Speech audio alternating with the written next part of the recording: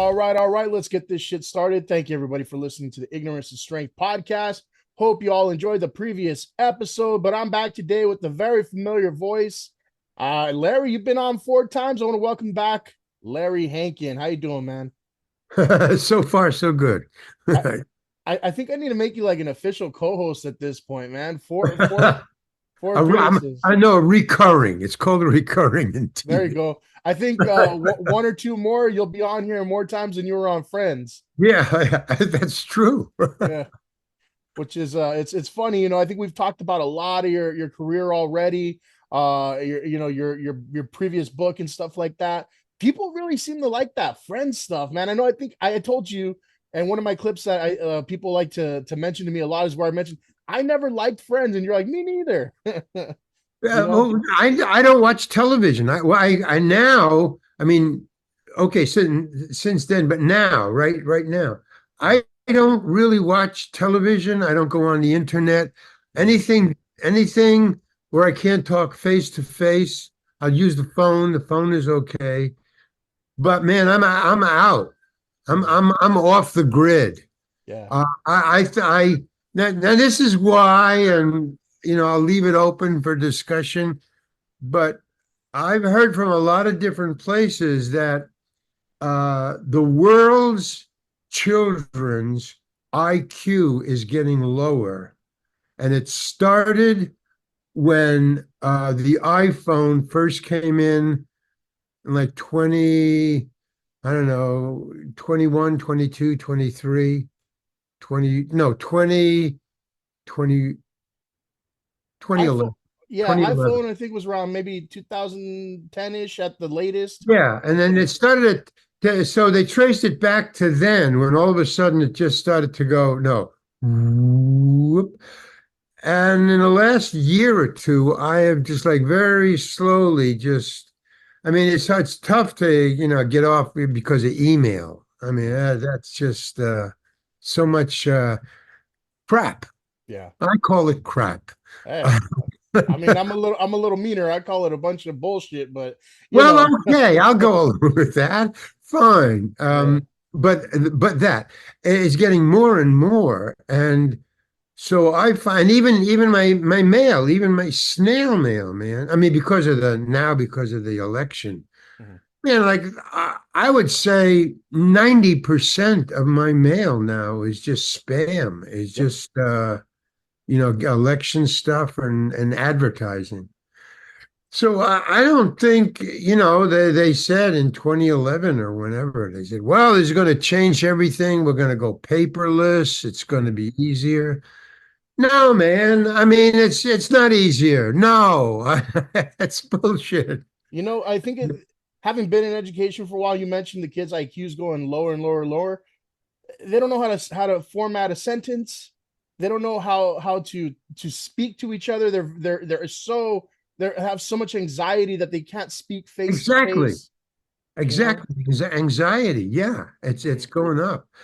So, I mean, I don't know. And I'm this latest book I'm writing, I just finished it last night. So I mean, the other one that you were talking about is That Guy. That's just like show business stuff. Oh, I just found out an interesting fact this morning. I went on Amazon just to see if it was selling. It's selling. It's got great reviews. It's really great review. But it turns out that the most people who buy my book, this is really weird because I didn't have the connection, is people who want to be directors are buying my book more than any other people. And it turns out I found out the reason was because in my show business, it's just about my career in show business from when I first started to now, or a couple of years ago, that I speak a lot about, my movies and the television that I do. And they buy it because they want to see what the director was telling me. It's the directors, people who want to be directors. And as an actor, I talk a lot about my relationship with directors in each show. And they buy it because they're doing, I mean, that's like real research, because I would never think to buy a memoir of an actor because I wanted to be a director. I mean, Right. it doesn't seem, but when I found out and I looked at my book and I said, oh, yeah, I talk a lot about directors. I never noticed it. I just wrote what I wrote. Hmm. But yeah, so that, but the new book is more about the not so much the loss of IQ and intelligence of people. Hmm. Basically, children are people. They're going to grow up and they're going to be stupider than when I was a kid. Hmm. And I thought it would be the other way around, you know. Uh, Yeah. but yeah, the new book is about it's a fiction. So Okay. it's just stories. It's not about me it's a fiction, but it's about how long human Homo sapiens are going to be around. It's just yeah, how long do we have? Everybody's given a different, like and with different facts, right? Hmm. Basing it on, well, I heard this. Yeah, but I heard this. But me personally, I don't think we have long to go before we just stupid out. Well, you might be right, man. Everything on TV is like the as far as or even video games, like the most popular media right now is all post-apocalyptic, stuff. Yeah, I mean, it's just the thing. It's the thing. Hey, we're Uh-huh. going to become extinct. Yeah. Yeah, it's like bubblegum. Right. Yeah, well, yeah, sure. But I hear that kids nowadays are a lot more anxiety prone than when I was a kid. Well, I yeah. I mean, mean, good. not to I'm not making light of it. This is actually statistically speaking, and having actually experienced this in family twice within the last few years, the suicide rates for kids are going up as well. Yeah, you know yeah. I mean, it's that kind of information that I'm getting. See, I watch a lot of like Nova and science stuff, astronomy and NASA. I watch the NASA channel. It's Mhm. really cool. But so uh, it's all pointing to, uh, well, let me put it another way. I watch different things for different amounts of time. I'll Mhm. tune in and then I'll tune out, or I'll stay with it. But it's not like orderly. It's Right. very all over the place. So I find out little facts that are obscure that not many people see, and then I find something that everybody knows, and then something a little over here and but now that I've been doing this for about a couple of months. Well, it was research for the book, really. Mhm. And I find out that because I'm doing research, and so I'm looking on purpose. I'm not just a channel surfing. I'm not doing that. Mhm. I'm really looking. And now I've come. There's like about between 25 and 100 different pieces of information that seem pretty factual. And I don't think anybody else is gathering facts. The housewives or husband or, Mhm. mechanic or whatever, they see this and then they see that. Mhm. But now I'm gathering all this stuff, man, and it's not looking good. Mhm. It's just not, there's too many facts that you can dismiss as one fact. Yeah. Yeah, well, kids nowadays, whatever. But if you start to see these, no, they're talking about it and they're talking about it, and this is a fact, and so my fiction, it's like Kurt Vonnegut. I don't know. Have you ever read Slaughterhouse-Five? I have not. No. Okay, it's a great book. If you ever want to read a book, Uh-huh. that's the book to read. Hey, that's a cool title, man. One book. Yeah. Slaughterhouse-Five. Okay, now it's based on his fact that he was in Dresden during the Second World War as a prisoner Mm. when the troops carpet bombed Dresden Hey. till it was just dust.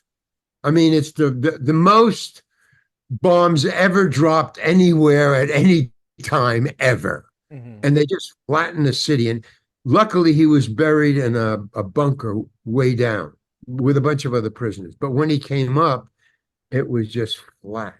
Mhm. Okay.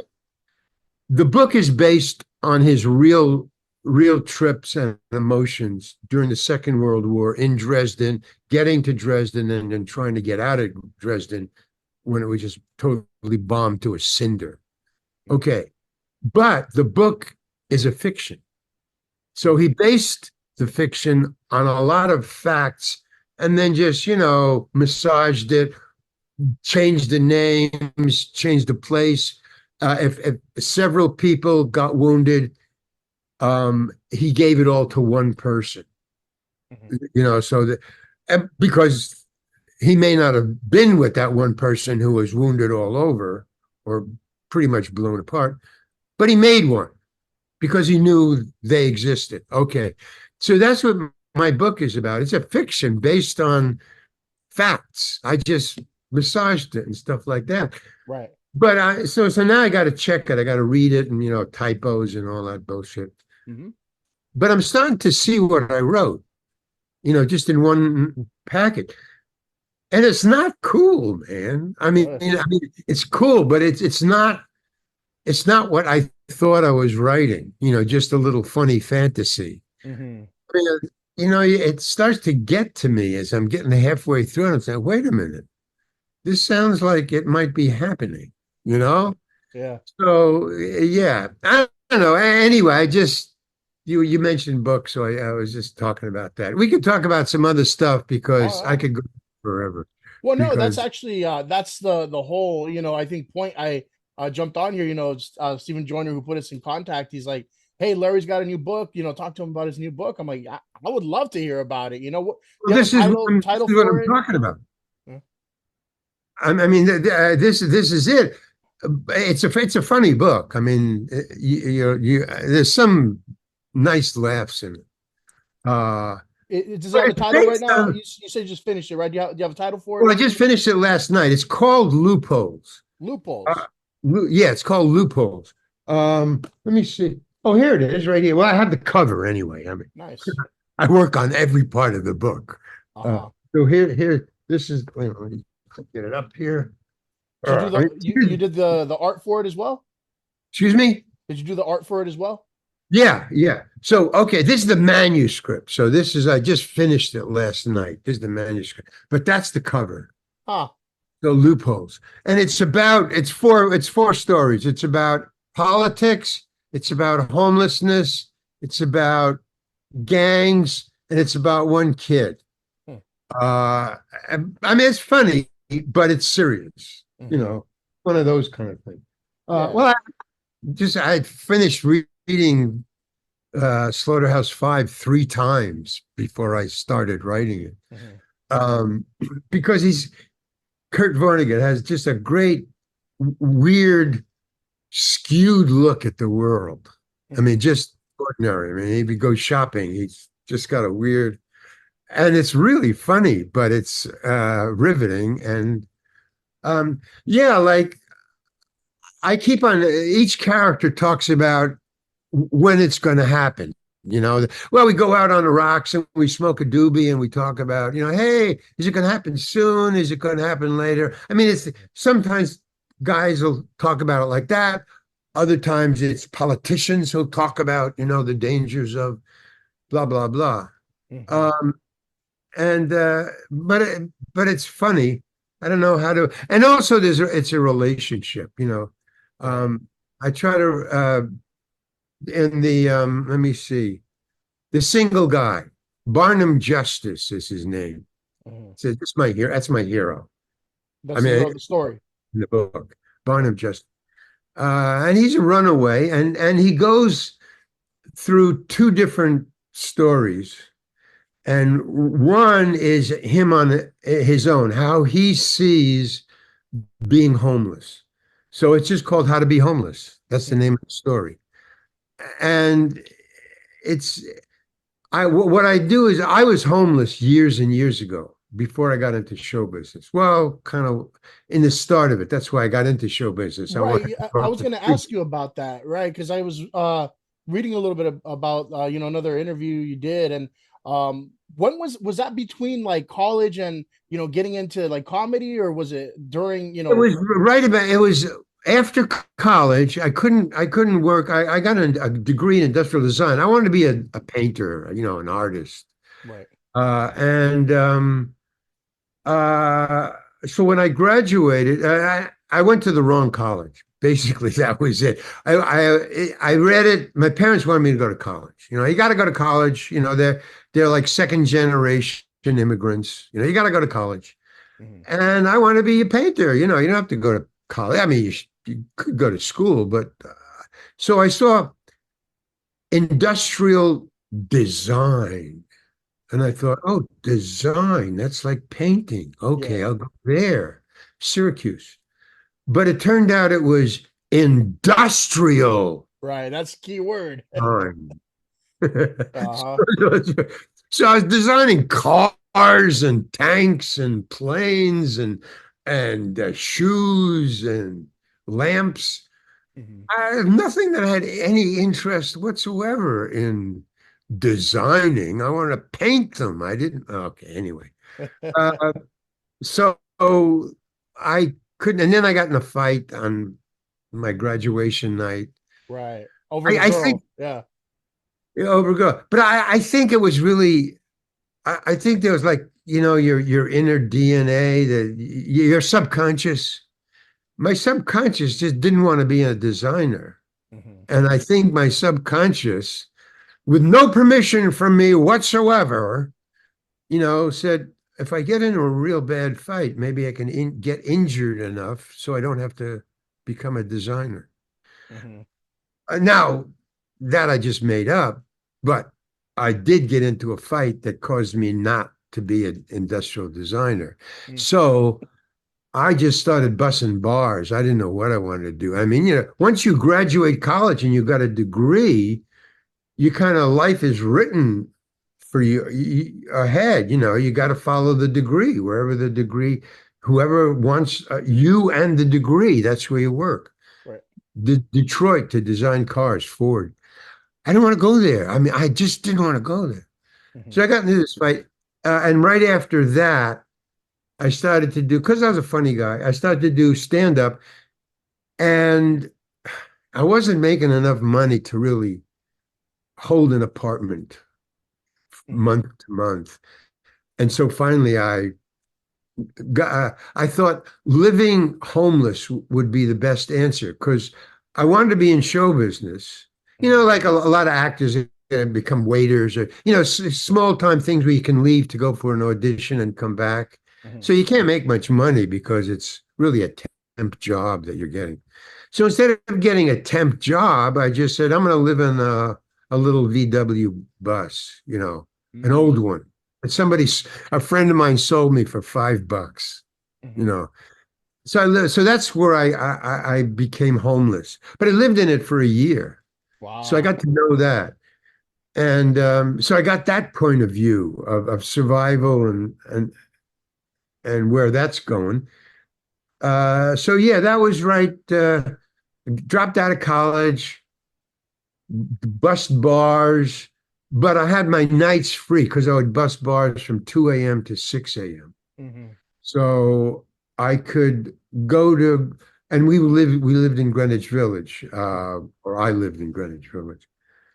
So I was homeless, and then uh, I started to get jobs as a stand-up around until I finally I went to Chicago and then San Francisco.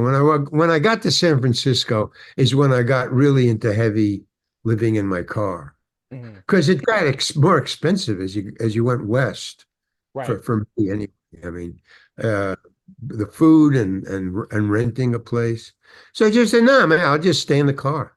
So I Hmm. stayed in the car for like a year, and then finally I broke into Hollywood. I got Right. a job in Hollywood, and then I got an agent, and then I became an Well, actor. just really quick, because I mean, because I'll tell you why right after, because it's kind of different now these days with influencers and stuff. But I imagine that was really hard. Like, where did you eat? Where did you shower? Where did you do the basic life There things? you go. That's the story, man. There you go. That is what when people say homeless, they go, well, homeless without a home, Mhm. general. No, yeah, that's very specific. where do you go to the bathroom, man? Yeah. At 4 a.m. we got to get up and pee. Yeah. Right in the middle of the night.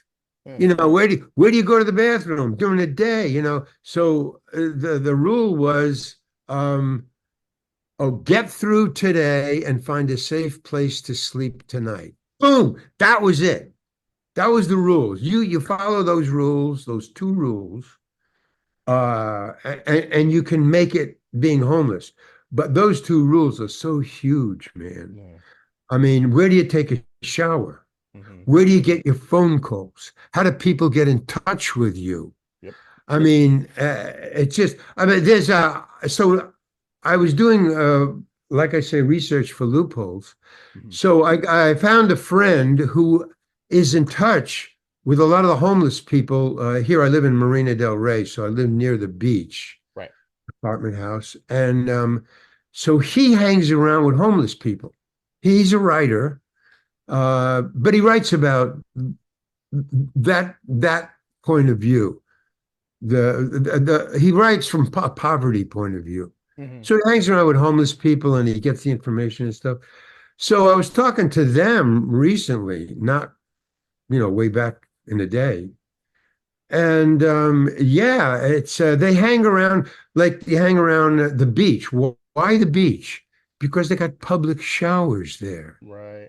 You know, so now I wasn't near a beach when I was living homeless, so I didn't have but you start to hang around libraries because they have bathrooms there, public facility. You start to hang around where there's public facilities and showers. How do you Yeah. get food? Where you go where, well, sometimes there's homeless food shelter, food, they cook food for the homeless. Hmm. Those kinds. But yeah, it becomes survival becomes just a problem of the day.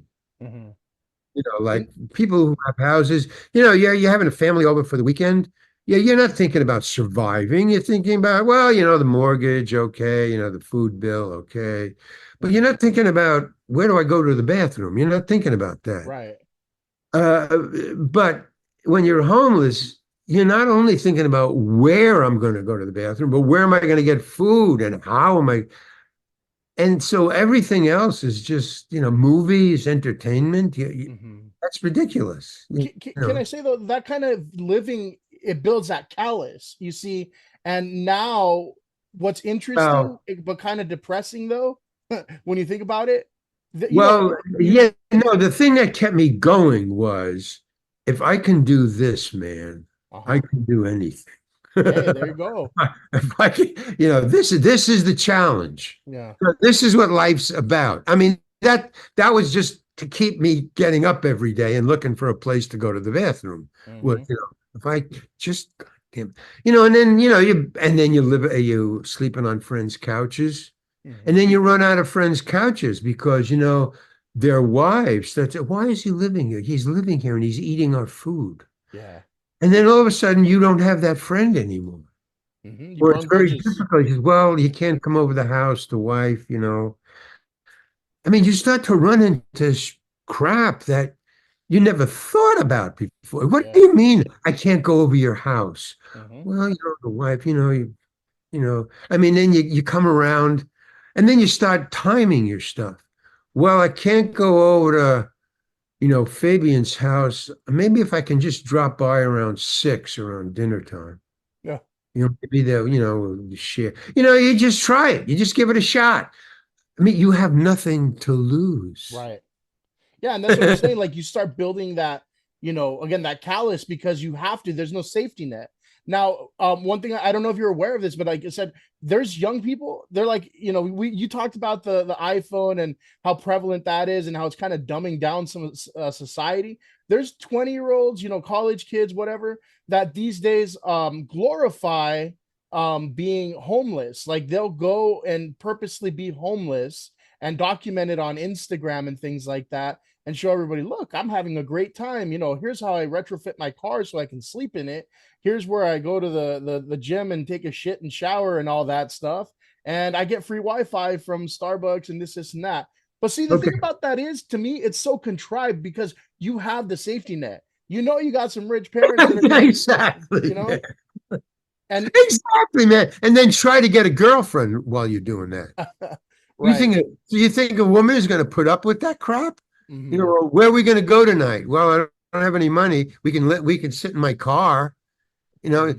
So you start living at her place. You move in generally, and that's what I did finally. How I broke this fight. I moved in with a girl to her place, and then from there, I started to see, oh, there's another kind of life that's more quote unquote normal. And then so there from there I got a job and then I got an apartment from there. But Hmm. you know, you have to do it in stages. You can't just because everybody who's homeless, well, let me put it this way. You reminded me. When I was homeless, when I was a kid, I'm talking about like 11 or 12 or 13 or 14. Hmm. When I was a kid, the homeless that I knew was the blind man with the German Shepherd Hmm. and the old guy selling apples in a cart. Hmm. I mean, that's going a little even back further, but still, those were the cliches of homelessness that you saw. And everybody was old who was homeless Hmm. or older. I mean, I'm not in the 20s or 30s, but I'm talking about 50s or 60s is when you became homeless and it Hmm. wasn't fun.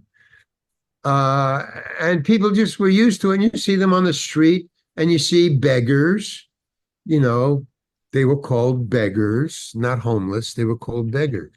You Now mean oh, the politically correct, the unhoused? they're unhoused. Now it's unhoused. Yeah, and I deal with that in the book. Like nobody knows what to call each other. Are you Mhm. homeless or unhoused? Right. It's just uh okay, so that was it. But when I became homeless, thinking, well, you know, the old guy, the blind guy with the German Shepherd, you know, and then the people playing the violin, not guitars, but violins. Uh, and then all of a sudden in the 60s, it started with kids. Now, what you were saying, 20 or 30s, the college kids, no, these were high school kids who didn't go to college, who just, you graduated high school. And what you did was, instead of going to college, you dropped out and you became homeless, Mhm. just like voluntarily. And then my generation, not me, because I was going for something else, but my generation who was homeless were kids who were looking to dress in costumes, get high, and drop out for 2 years, get a girlfriend, have a lot of sex, have some LSD, and then go to college. So there was just like 2 years. Everybody was in for 2 years. You know, it was, well, it ended with Altamont, but it started with, you know, that big thing, that big rock and roll thing in the upper New York State, you know Mhm. that. So it was between that celebration, uh, Woodstock, you mean? Woodstock, Yeah. Woodstock. So Woodstock, leading into Woodstock and then ending with Altamont, you know, Mm. where everybody got killed and Hell's Angels. So that was a 2 year period, approximately, maybe 3 to 4, you know, a year going in, 2 years, a year going out. But all of a sudden, kids who loved being homeless, you know, they were in it because they had the safety net. They got mom and dad, Right. you know, or they just get a job. They were young enough to just get a temp job and then get a regular job. So they had time. They had a 2 year shot of just dressing in weirdness, getting high, you know, and smoking stuff and blah, blah, blah, Hmm. whatever. And then they went back into it. And I am sure I'll bet every one of those people who I saw, you know, hundreds. I was in San Francisco. It was a like a key meeting place for all those kids. Oh, Every one of those kids for those 2 years, I bet you now, you know, 40, 50, 60, 70 years down the road. I mean, I bet you they're middle class, you know, and probably some of them vote for Trump. Uh, you know, I mean, they just forgot about that. right. Just 2 years. It was just like a rite of passage. What? Like a rite of passage. Yeah, yeah, exactly. It You was just know, something you do now, the way you but mentioned it, it's where just, it's like, hey, you go do this for a just couple then years. it's gone. Yeah. Boop, and then gone. Yeah, and now it's getting to be like they're getting older and a little. It's getting a little heavier, a little thicker. And then once you're into that thing right now, if you were like 20s to 30s Mhm. and homeless right now, you're thinking not you're thinking I don't think you're thinking about your old age. I think you're thinking about what's going to happen to me when I'm old. There's Mhm. no way of I don't know because at one point they're sitting. I got two guys sitting on a rock jetty out here smoking a doobie, and they're talking about when is it going to end. I mean, they're already talking about that. It Yeah. could be 1,000 years. It could be 500 years. It could be well, global warming. We only got about 10, 15, 20 more years of how of dealing with it now. Mhm. We're dealing with it now, global warming. We got about 10 more years of dealing with it like now. And then it's going to start really getting serious. I mean, we're losing islands now. Yeah. I mean, okay, water, potable water, drinking water. We're running out of drinking water. How did that happen? How did Cro-Magnon man, did he ever think he would run out of water? Right now. Absolutely not. Yeah. What? Or firewood, Mhm. or huge forests burning down, Mhm. or countries. I mean, all these arable land, potable water, food supply, gasoline, oil, air. I mean, yeah, I can start. I did it for the book. I myself in my room. I'm going one, two. Mhm. Does everybody know about this? you Yeah. know, all these things are happening now because the news reports like one, and then maybe on another channel they'll report two. But there's not many. But NASA is doing it. There are certain scientists, man. I mean, if you watch Nova, sometimes it'll like scare the hell out of me what they're reporting. Right. Up in Canada and the Arctic Circle. Well, we know that's disappearing. Okay, so but okay, that's disappearing. And then there's I just could keep on going on. I'm losing my. I mean, it just I Hey, don't know. that's all the research you've done, and it ties into the stories you're telling and loopholes and everything. And Exactly. I it's a mean, lot so of I put it all yeah. in the book, and I made a joke about it. Mhm. And I talk about it near term, I talk about it far term, and I talk about it through the eyes of ordinary people, Mhm. like me or you or your family, how if I gave them all the information I have doing Mhm. research for the book, if I just gave it to your family, I'm sure they'd, stop and go, oh, wait a minute. I never thought about that. Mhm. And I'm thinking, like for instance, okay, they're building rockets to get to the moon. Okay, and we got to the moon, and that's pretty cool. Now Right. we're trying to get to Mars, and that's amazing, man. That just human beings who at one point, you know, killed, elephants with sticks, a couple of thousand years ago, maybe 3,000, 30,000, 50, I know, 300,000 years ago. You know, Mhm. and now we threw something at the moon, hit it, and we had guys there. Cool. Yeah. Okay. The capsule that they went in took, I think, three, maybe. And if you did that, you could get a couple of dozen people up on the moon.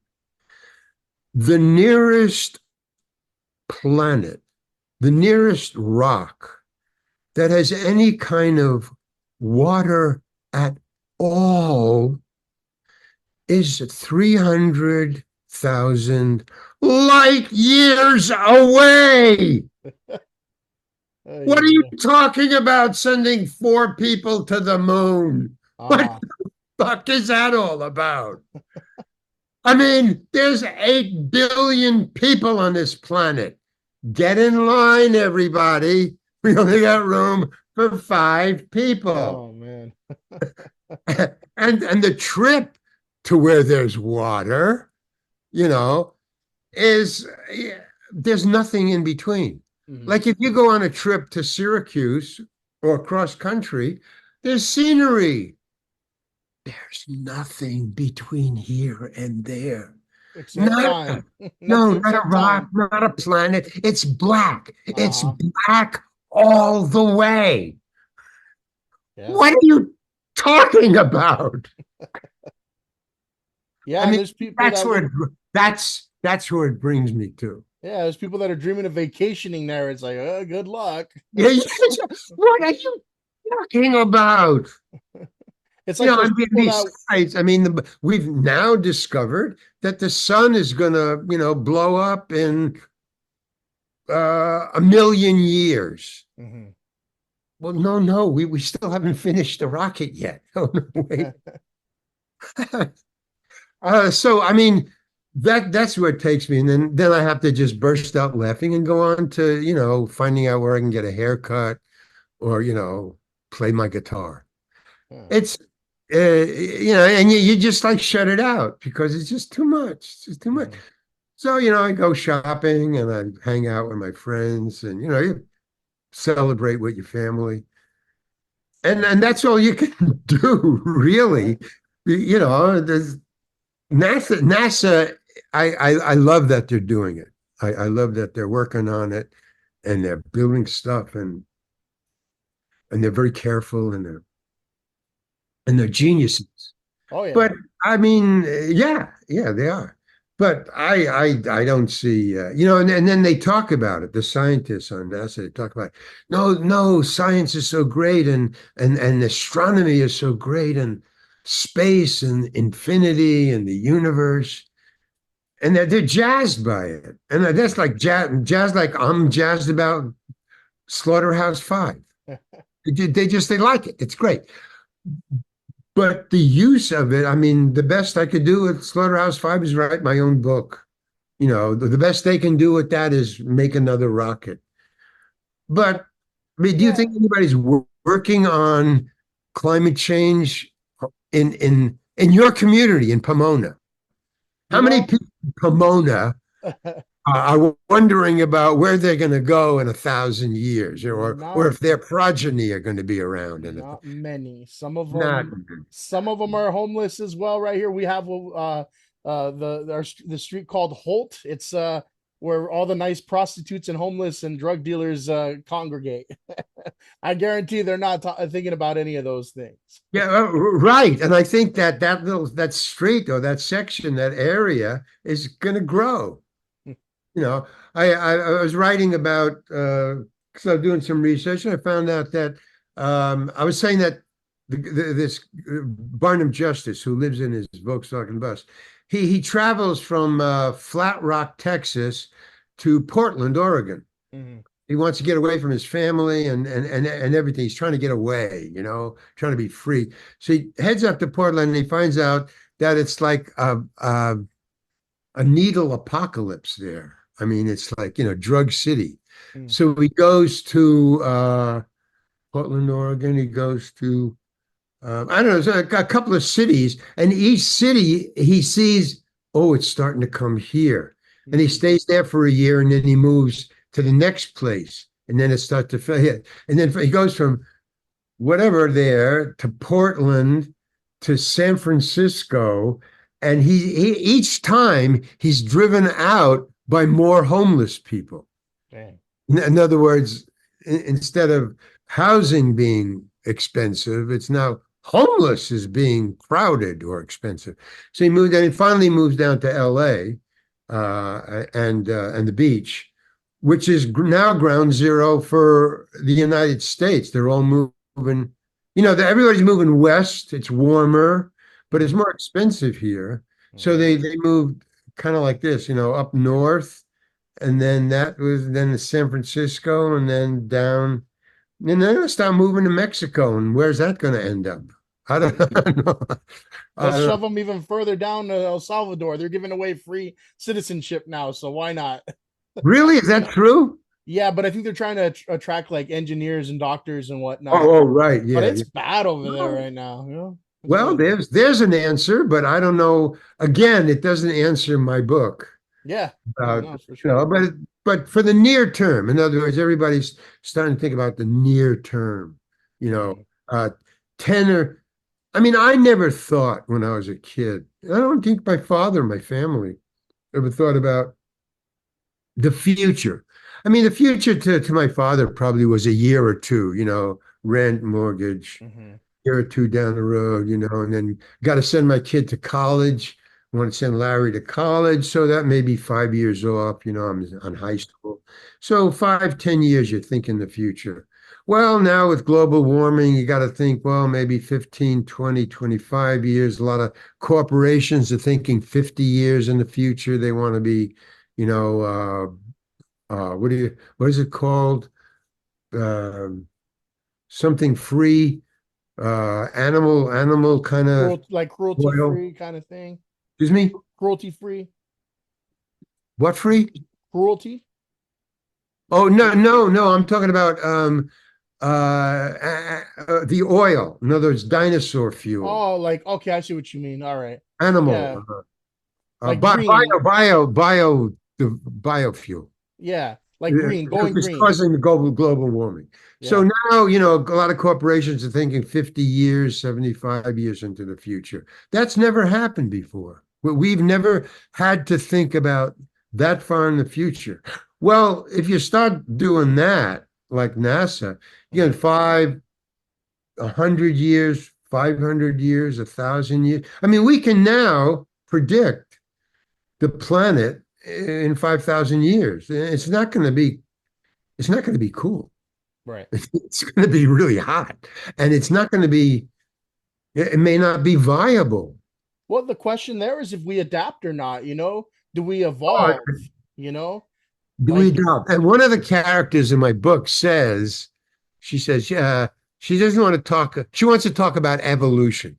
mhm, This one girl, and his answer was, no, no, normalcy. She wants everything to be normal mhm, because everybody's talking like we're talking now. So there's this one woman who said, "Now, why can't we be normal? Why can't we talk about normal things? You're not normal. mhm, You're not normal." And my friend says, who's the future guy? He's a homeless future guy. uh-huh, He's thinking normal is anti-evolutionary. mm, So uh, now we got to start thinking that way. Are we going to be normal? Because normal means let's hold it right here. mhm, It's okay. Let's freeze it. Everybody, whoever's not normal now is not normal forever. Everybody who's normal now is normal forever. right, Well, that causes extinction to come closer. mhm, So normal now, soon, not now, but soon, is going to be a ridiculous word. mhm, Like a malaprop, or it's not going to mean anything. What do you mean normal? Normal for the next 5 minutes? Normal for a year? mhm. I mean, I don't think normal for 5 years is going to cut it. Right. You've got to evolve. We've got to evolve. Yeah. Now, if we evolve, like for instance, here's my. I love this because you start coming up with great, and you put them together. Okay, Uh-huh. dinosaur.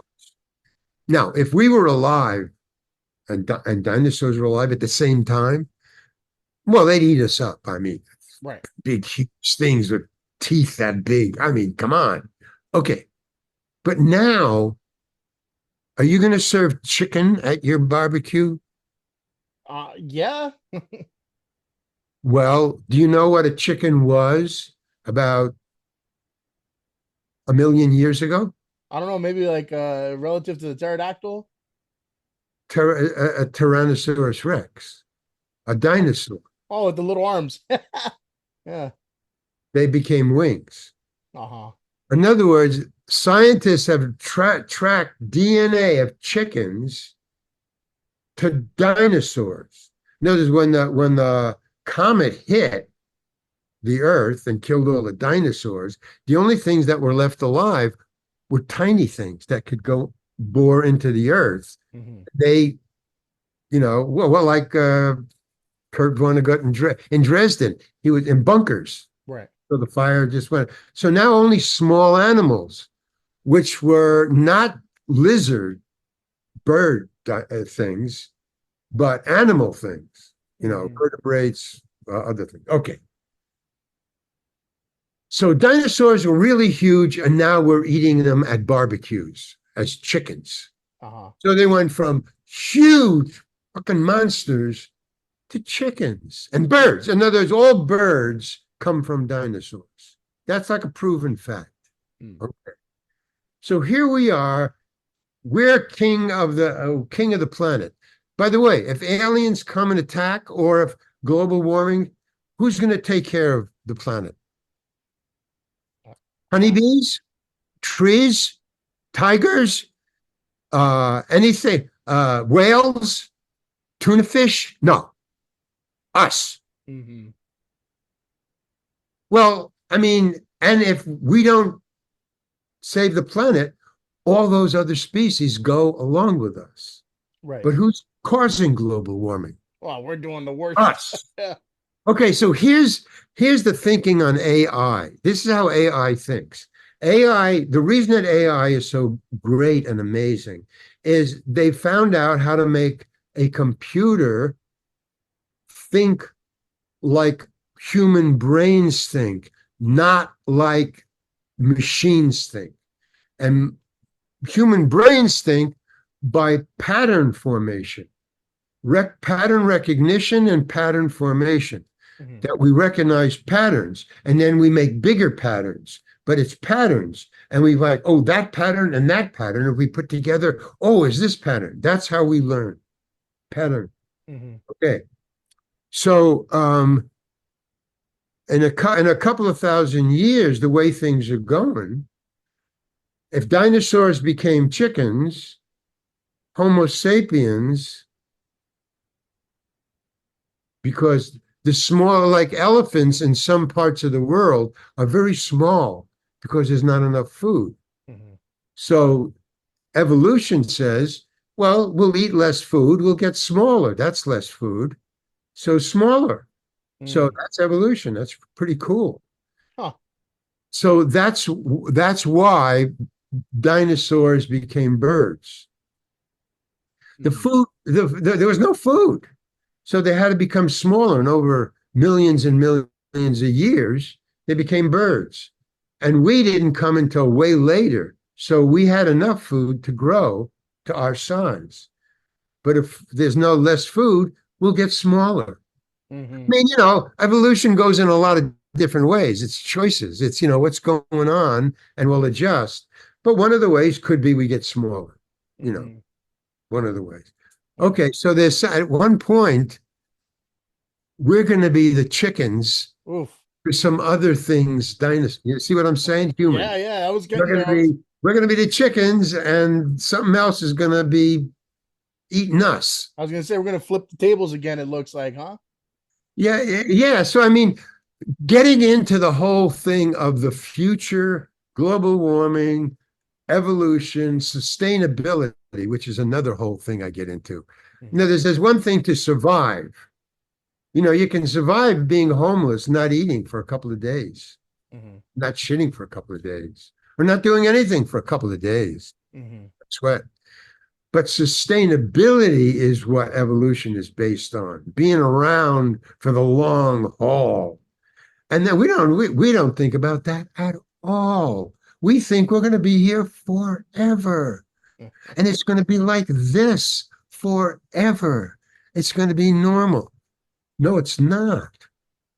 And the only choice we have is like we can push it in a direction. I don't know. It's just very fascinating. Yeah. The book contains nothing that I've actually spoken about, but it's what I've That's spoken about to you is what went into the characters that are talking about this. the Like thought we're talking about process. it, Yeah.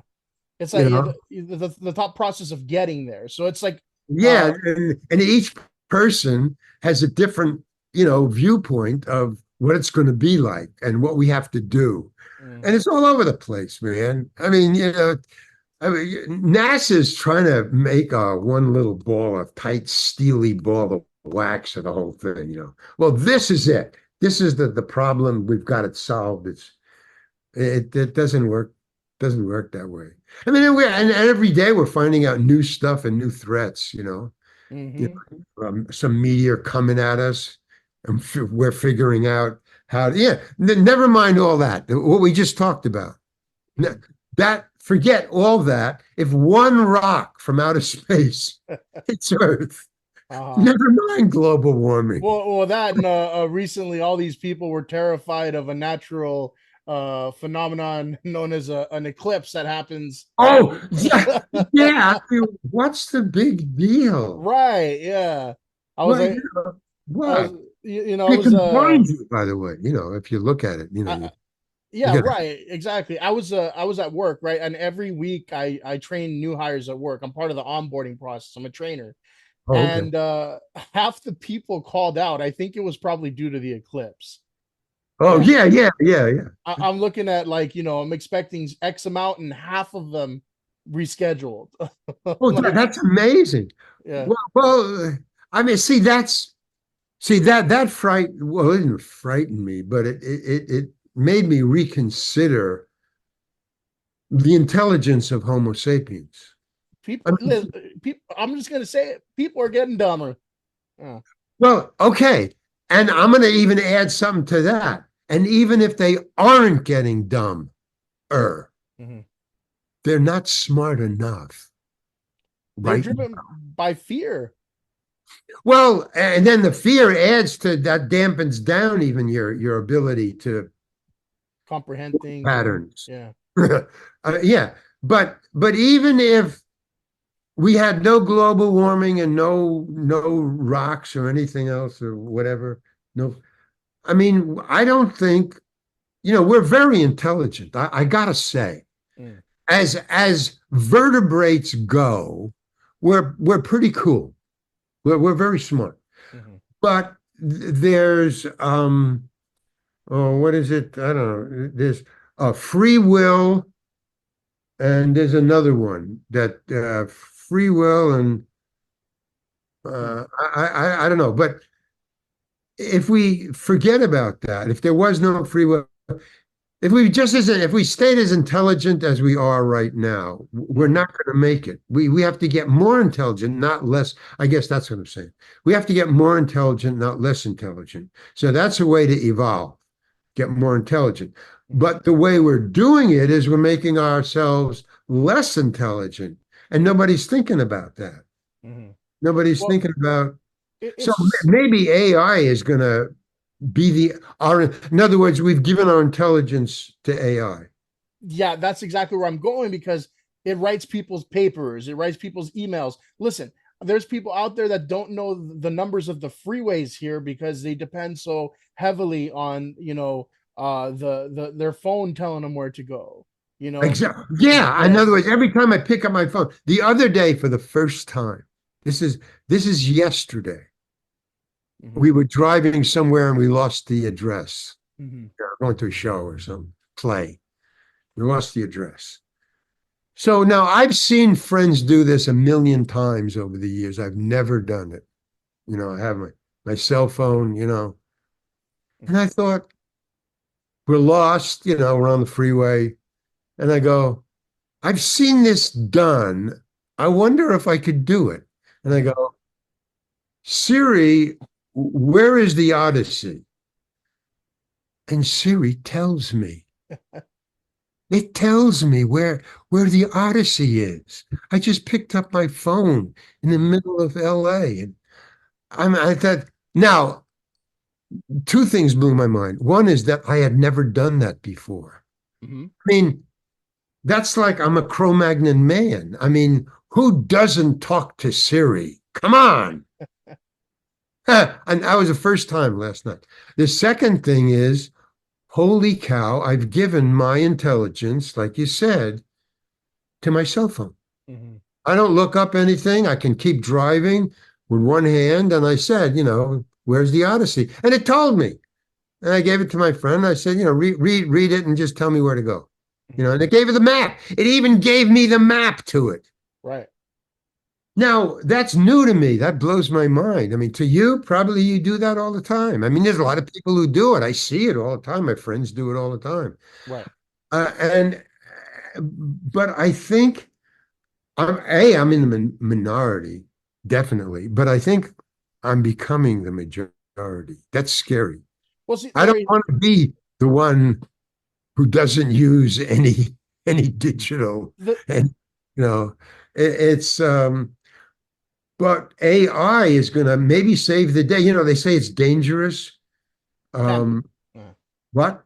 Well, it can be. I was just about to say, with everything we're talking about, you know, to me, Larry, I think it's more so about how you use the tools, because you can't just let the tool do the work. You can't let the tool be your brain. It's how Yeah, you use yeah, the yeah. tool. Okay. I mean, see, you're intelligent, man, and I can't talk to you because you're fucking, you fucking give me new ideas. You're taking it in another direction. I mean, what the hell's going on? But yeah, there's more people who would, do this. You would get some better answers. This is what AI does. What you just said. No, we can do. But here's another thing I found out about AI, which is kind of scary, because it says how AI actually thinks, which is different than how other digital machines think. Um, First of all, it can talk in your language. Mhm. So Right. you don't type in anything. You ask it questions. Say, hey, Siri. And this was a question they asked, not Siri, AI. But this is a question that scientists seriously asked AI, thinking that it was an intelligent enough, more intelligent than we are right now, to give a complete, valid answer to the question. And the question was, AI, how can we solve in the best way possible global warming? And Mhm. AI said, and it gives you an answer, it talks back to you. It Mhm. says, get rid of human beings. Ooh. Boom! Oh. Now, what I gather from that is that's an answer. Mhm. A, it's a valid answer. B is not only that, but it is the quickest answer. Mhm. And it's the surest answer. It's valid. But of course, we don't want to do that. Right. But that's the danger scientists see in AI. It gives you the right answer, not the one you desire. Like Right. I see somewhere in the book, I say, there's no, yeah, but is there another one? Mhm. Another answer. Yeah, but is there another answer? Good. Siri, how do we cure global warming? Get rid of Homo sapiens. Um, That, I mean, I want you to see this. My uh-huh. phone is on. It says climate change could affect human evolution. Here's how. Yeah. The fuck, man? Why would my phone just joined the conversation? Yeah. That's AI, man. Well, I don't know if you've ever done this, but like you're talking about like a certain, maybe a product or something you like, and then you log on to Facebook, all of a sudden all the ads are geared toward what you were talking about. It's like they Yeah, were reading your yeah, goddamn mind, yeah.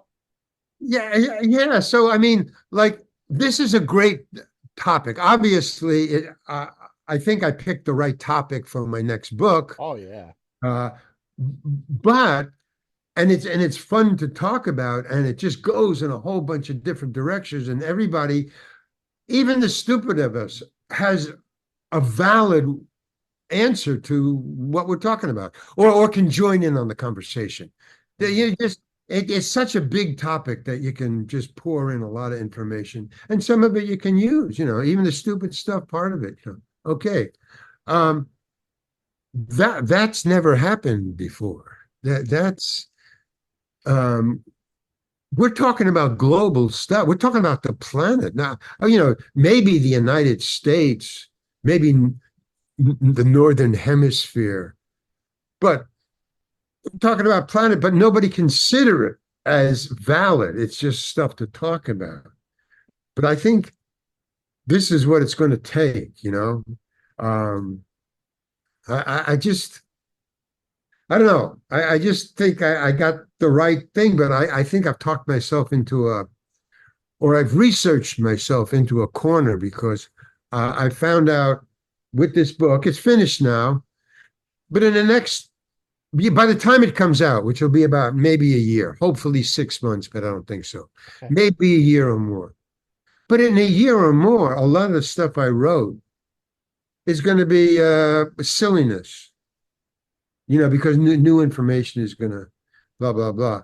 Mhm. I know that I've been writing the book for a year, and a lot of the stuff I gathered from other writings that I've done just along the way. You put it in a drawer and you think someday. And I Mhm. started to go through all my drawers and pulling out stuff. Oh, this would be good for it. Yeah, oh, this would be good. Yeah. So a lot of stuff comes from like maybe 10 years ago, my thinking on global warming 10 years ago. Oh wow. So just Yeah, collecting all those thoughts. Yeah. but so in other words, some person in my character could be thinking this, but now it's obsolete. Mhm. But it's valid because some That's people think like that. right, Okay, because that's what you were thinking years ago. Now, exactly. But so now I have to read it just for typos. So I mhm. just have to read it from cover to cover, see what I wrote. Mhm. And already I started to read last night, and I got about a quarter of the way through, and I thought, a lot of this stuff is like not valid anymore. So I had to like make little changes, little tweaks, just to Mhm. bring it a little more up to date. And that's just a year Right. writing it. That's just Yeah. another year. And of course, knowledge, by the way, digital said that knowledge multiplies 2 to 4 times. Each generation is 2 to 4 times smarter than the next generation. That was digital. Mhm. That was 10 years ago. Mhm. When digital first came, is going to revolutionize. And they say, well, how is it going to revolutionize? Well, each generation will be 2 to 4 times smarter than the generation it just followed. Well, So, I'm like, so that's up for AI debate. is even faster. We're way, way, way faster. Mhm. So in about 5 years, AI is going to be that's going to be the danger. But also it's going to be smart enough to maybe figure out some stuff that we're not, Right. capable. Hopefully, right? Now, Larry, yeah, hopefully. I really like the whole concept of the book, and I'm looking forward to reading it because I did enjoy your last book, and I'm not a reader, so I'm really looking forward to seeing how you frame all of these thoughts into like something funny, and how the story's told. But yeah, man, hopefully in that 6 months maybe or a year, we start seeing it up, and I know a lot of people read your last book, and they all enjoyed it. So uh, Oh, cool. Thank you yeah. very much. So looking forward to it for sure. I wanted to ask one last thing real quick. We're coming up on a little over an hour again. We always get into it, man. So I'm wondering. I'm thinking that's why we've been on so many times together. But I wanted to check real quick. You you did like one like show like in Santa Monica recently, right? Oh yeah. Are you planning on doing any more like Yeah, shows? yeah. That was a fluke. And because here's the thing. When I first started in show business from the bussing bars, I Mm-hmm. went into coffee houses and I did the same thing. Mm. Now this is 19, 1962. Oh, So I was a kid, but I would get up on stage, a little fearless, but I never knew that it could be made into something. I didn't think that far ahead. I mm-hmm. just got up on stage and I wasn't that funny, because making people laugh in an audience is not like making friends laugh. It's Right. different. But you get the hang of it, and I was a funny guy, and I got a little hunk here and there. And, okay, so okay, now that it's starting all over, and then they disappear because then it was arena shows and rock and roll. It had nothing to do with comedy. Hmm. So you would open maybe for the Lovin' Spoonful or something. But now, so all the coffee houses, uh, comedy shows disappeared for years, Hmm. from 70, from 80 to like 2010. Hmm. There was nothing. There was no place to go. And then they started up, but they an edition, they learned something. And the edition kind of cut me out. And it was, you had to have, well, 3 to 5 minutes always was. You can get up on stage for 3 to 5 minutes, try out whatever, Hmm. fine. On Tuesdays, Wednesdays, and Thursdays, because nobody showed up in a coffee house. You get up people. Okay. But now, um, you can get, now it's 5 to 10 minutes. So they give you a little more time, but you have to have 5 to 10 minutes and no more. They'll pull you off the stage. Hmm. It's now it's serious.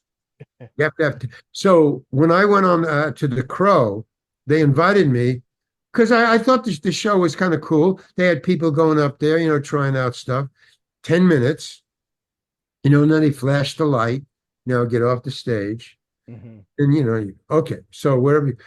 So they asked me, would you like to do that? Because they recognized me they recognized me from TV. Hmm. So they go, would you like to get up there? Because I told them, I said, geez, they're really good, even though they're, young and trying out stuff. Right. It's enjoyable. And I used to do that, so I'm used to it. She said, would you like to do that? And I said, yeah. And they said, okay, come in a month. And I said, well, I'll try to put something together. I hadn't done it since I was a kid, but I Hmm. remember doing it. And I thought, oh, let me try it. It's very interesting. So I try to, but everything I read the book, my own book, that guy, I figured I'd take something out of the book because I know it's written, it's down, it's funny, it's good. Okay. But nothing was 10 minutes. Everything was longer or Uh-huh. what was longer. Everything was longer. So I took the Home Alone story, the story I tell about Home Alone and how much money I got for it and why. Uh-huh. And it was very funny to me, seemed funny reading it. And I thought, well, maybe I could just get it down to 10 minutes. Hmm. So I worked on it for the entire month. It took me a month because I was out of practice of writing comedy and stand up. But wow, that's totally different again. Okay, so I got it down and I went on and I killed out of nowhere, man. I mean, and there were luckily two things. It was taped video, Hmm. and a good friend was in the audience at the time. Just luck. And I watched the tape and I got his, input. And he said, "Hey, man, you got it, man," because he saw me back in the day when I was Uh-huh. a stand comedian. He says, "Man, you still got it. You can do it, man. That's so cool." That's what gave me the idea to take my writings and put it on a stage. So the answer is, yeah, I'm going to do it. But here's the twist, the down part of it is it took me a month to get 10 minutes Uh-huh. and it was already written down in the book. It took me 10 minutes. I have tried, they've invited me back to do another one in another Okay. month. I can't get another 10 minutes, man. Mm. Well, I mean, I can, but it's taken me it's hard. It's way harder than when I was a kid. Hmm. When I was a kid, man, I was fearless. I didn't care. There was no way to do it. You just got up there and did it. Hmm. Saw the light, you got off. Boom. Wait a minute, I got to get rid of this. Boom, cancel. So now I got a month and I'm looking for stuff, reading my books and everything like that. But everything is either, 2 minutes or 15 or 20 minutes. When they said to me, the first time, they said, come on, get up and do it. And I got it. I finally squeezed it down to 10 minutes. Hmm. But I said, this was a saving grace. I said, because there was just a bunch of, young stand-up comedians, and I was this old guy with gray hair. Everybody else was like in their 20s, Uh-huh. bump, bump, bump, and they got ten people. So I said, look, when I came in, they said, oh, glad you showed up. Great. So I said, look, can you put me on last? And they go, oh, yeah, well, we're going to do that anyway. Now, I think they're going to do that last because they figure I'm famous, so put the famous guy on last. Uh-huh. So that's what I figured. I don't know. So I said, oh, great. Thank you. That's why. Now, the reason that I wanted to go on last was because if I couldn't keep it to 10 minutes, if it went over to 11 or 12, I wanted to finish the story and not be cut off by the light. So if you go Right. last, they'll give me a couple of more minutes. And you won't get anybody else's time cut. Yeah. Yeah, I didn't want to crowd everybody else out. Okay. So, okay. So they said fine, and that was great. And they introduced me, and I went on last. My story, my 10-minute story, took 20 minutes to Ooh. tell. Now, like I say, it got a standing ovation. Well, Yeah. because everybody else was like amateurs. I mean, I had it written, I had worked on, I'm not kidding around, man. I'm a pro. So, in other words, my competition was just amateurs trying to be funny for 10 minutes. So that's why but it was really funny because I watched the tape several times. Hmm. And no, it was good. It was well constructed. I hit the stations of the cross of stand up. I got it. Okay. But I don't know if I could, it was so hard that to get an hour's worth of stand up, because that's what I want to do. The point is to do a one man show. Wow. Yeah. So with these two books, I think I might have enough material to massage it into talking to an audience. And that I have gotten since I did that crow. It's a crow. The crow is the name of the place. The venue. Yeah. This is a long answer to what you asked for a short question. But the because I did the crow, word got around. So I keep on getting invited to stage shows where they do one-man shows of stand-up, Okay. but a stage show. So they're very small, little black box theaters, 100 seat, 200 seat, but it's a place to work out, Yeah. like the coffee houses. But I'm hesitating saying, yeah, I'll do it because I get the invitations, but I don't have the material. I don't want to do another, yeah, I can do 10 minutes and then be pulled off the stage after 15 and I'm not even Yeah. finished. Well, I don't know, Larry. I think you should look at it and approach it like the same way you approach that homelessness, man. Just how am I going to get it through it today, right? There you go. See, I mean, yeah, you're okay. Okay, you can be my manager Hey, or my friend or I already whatever. know. I already know some pizza places that have comedy shows at some Yeah, right. breweries, right? Hey, Some cool, little man. venues. Exactly. Nothing larger than 150 seats, for a Because while. it's really And no big right lights. now. You Excuse know, me? it's really big right now. A lot of people are getting back into comedy, like going to comedy shows. Yes, You yes. So know? that's another thing that's driving me towards it. Hmm. And when I was first homeless, homeless was in the air.